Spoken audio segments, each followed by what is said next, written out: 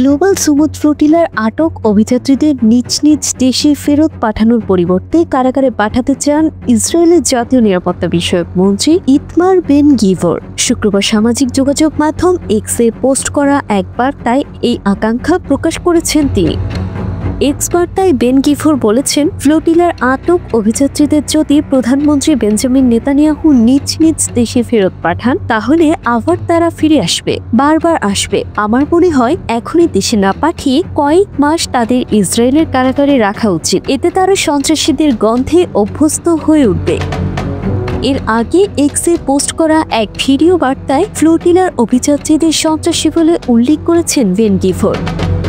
ফিলিস্তিনের যুদ্ধবিধ্বস্ত গাজা উপত্যকার বাসিন্দাদের জন্য খাদ্য ও ঔষধ নিয়ে গত 31 আগস্ট স্পেনের বন্দর থেকে গাজার উপকূলের দিকে যাত্রা শুরু করেছিল গ্লোবাল সুমুদ ফ্লোটিলা মিশনের অন্তর্ভুক্ত 43টি নৌযান। Freedom Flotilla Foundation, Global Movement to Gaza, Maghreb Sumud Flotilla এবং সুমুদ নুসান্তারা ফিলিস্তিন ভিত্তিক এই 4 আন্তর্জাতিক স্বেচ্ছাসেবী সংস্থা 4 সংগঠনের জোট ফ্রিডম ফ্লোটিলা কোয়ালিশন ছিল এই মিশনের মূল উদ্যোক্তা।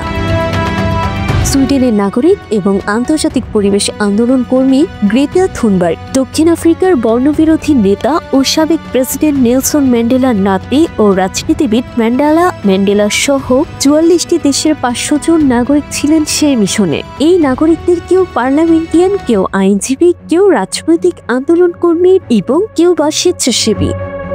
কিন্তু গাজা জলসীমার কাছাকাছি আসার পর একে একে সবগুলো নৌযান এবং অভিযাত্রীদের আটক করে আশদোদ বন্দরে নিয়ে যায় ইসরায়েলের নৌবাহিনী। সর্বশেষ খবর অনুযায়ী এখনও আশদোদ বন্দরে আছেন তারা।